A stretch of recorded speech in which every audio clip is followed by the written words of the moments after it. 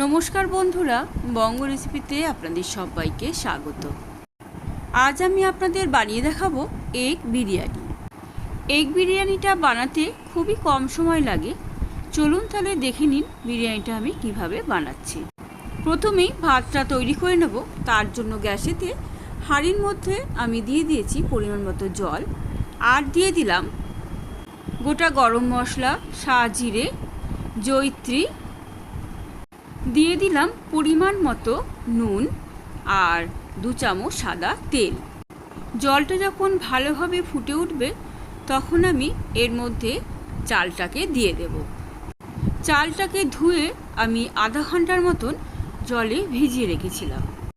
জলটা গরম হয়ে গেছে, চালটাকে এবারে আমি দিয়ে দিচ্ছি। ভাতটা আমার এখানে হয়ে গেছে। পুরোপুরি ভাতটা কিন্তু আমি রান্না করব না, একটু শক্ত রেখে ভাতটাকে আমি নামিয়ে নেব। গ্যাসেতে আবার একটা কড়াই বসিয়ে দিয়েছি, দিয়ে দিলাম সাদা তেল। তেলের পরিমাণটা আমি একটু বেশি দিয়েছি, কেননা একেবারেই আমি ডিমটাকে কষিয়ে নিয়ে বিরিয়ানিটা বানিয়ে ফেলব।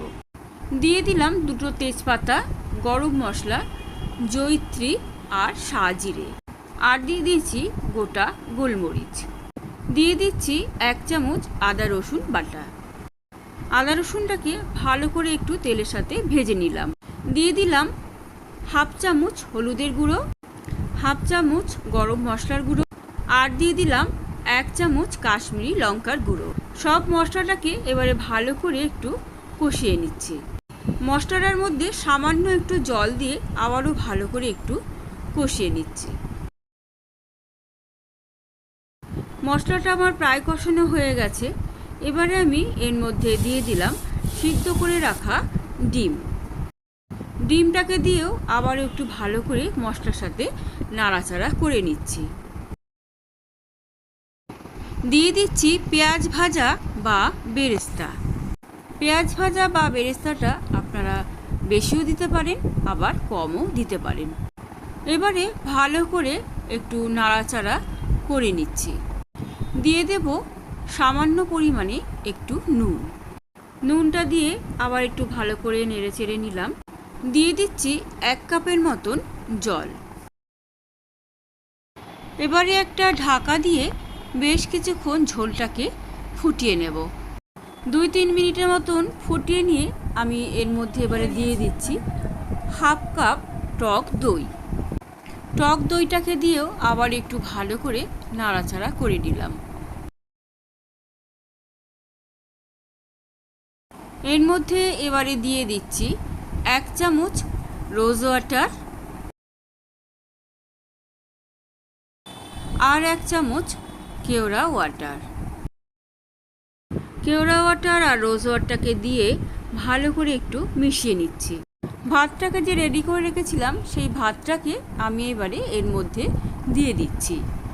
আমি এখানে পুরো ভাতটাকে একসঙ্গে দিয়ে দেব।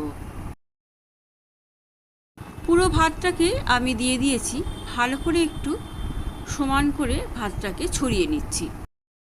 এর ওপর দিয়ে ছড়িয়ে দিচ্ছি বেরেস্তা। বেরেস্তাটা আপনারা নিজেদের পছন্দ অনুযায়ী বেশি বা কম দিতে পারেন। ওপর দিয়ে ছড়িয়ে দিলাম বিরিয়ানি মশলা।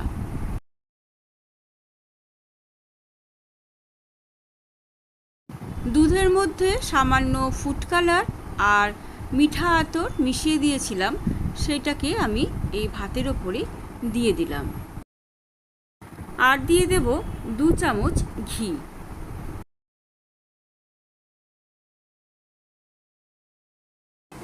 ঘিটাকে দিয়ে চামচে করে একটু ছড়িয়ে দিলাম। এবারে একটা ঢাকা দিয়ে লো ফ্লেমে 5 মিনিটের মতন রান্না করে নেব। লবঙ্গ দিয়ে ছিদ্রটাকে বন্ধ করে দিলাম। বিরিয়ানিটা আমার এখানে তৈরি হয়ে গেছে।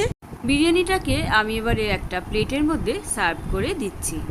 আমার এই চটজলদি এগ বিরিয়ানি রেসিপিটা যদি আপনাদের ভালো লাগে তাহলে প্লিজ আমার চ্যানেলটাকে সাবস্ক্রাইব করে দেওয়ার জন্য অনুরোধ রইল।